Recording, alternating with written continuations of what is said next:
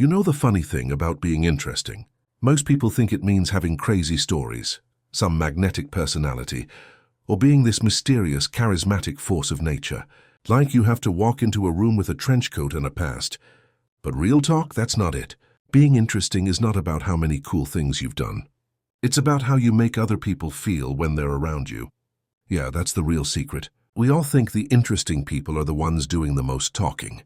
But pay attention next time you're at a party or a group hangout. There's always that one person, not the loudest, not the flashiest, but somehow everyone gravitates toward them. They make people feel good, comfortable, heard.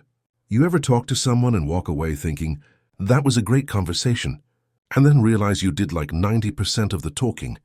Exactly. Interesting people aren't performing, they're paying attention. Now, if you're an introvert or socially awkward, or just don't feel like turning on the social charm every time you leave your house, this probably sounds exhausting. You're like, okay, so I have to pretend to be Oprah now. Nope, not even close. What you actually need is one simple skill: active observation. It's simple, it's subtle, and it works like magic. Here's the idea. Instead of focusing on what you're going to say next, you focus on the person in front of you. You observe, you notice, and then you say something about it. That's it. That's the whole hack. Let me show you how it works. You're at a coffee shop. There's someone sitting next to you reading a book that looks like it's been through a war. Most people would say, hey, what are you reading? That sounds polite, but it puts pressure on the person. Now they have to explain, justify, or give a mini book report. But if you say something like, that book looks like it survived 3 hurricanes and a bad breakup. Must be a good one. You've just opened a door without demanding anything in return. They can respond if they want to. They don't have to. No pressure. Just curiosity. Or you're at work. Someone walks in wearing a jacket that looks like it belongs in a Wes Anderson movie. You could say, cool jacket. But again, that's generic, safe, a dead end. Instead, try, that jacket gives off main character energy. I respect it. Suddenly, it's a conversation. It might go somewhere, it might not. But now they feel seen, not in a creepy way, just acknowledged. That's the core of all of this. People want to be seen, not analyzed, just seen. Not in the wow, you're so deep and complex way. In the, hey, I noticed you're here and you're human kind of way. We live in a world where everyone is scrolling, posting, half-listening, multitasking. Genuine attention is rare. So when you offer it, even in a quick casual comment, it hits different. It's refreshing. It's memorable. You don't need charisma. You don't need stories. You don't need to be on. You just need to notice something and say it. Now let me be clear. This isn't about being fake friendly or fishing for attention. It only works if you actually care, even just a little bit, about connecting with the person in front of you. People can tell when you're phoning it in. They can smell fake interest like bad cologne. So here's how you actually train this in real life. Step 1. Look up. Literally. Put your phone away. Take your headphones out. Stop zoning out every time you're in public. Start treating the world like it's a TV show you're watching live. What are people wearing? What are they carrying? What's their body language saying? These aren't background NPCs. They're people with stories, quirks, and yes, questionable food choices. Step 2.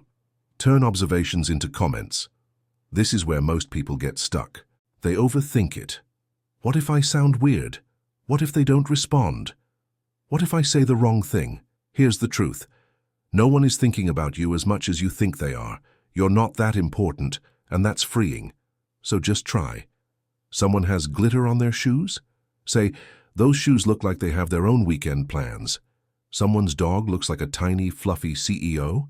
Say, your dog has serious judgmental energy and I fully support it. Simple, fun, low stakes.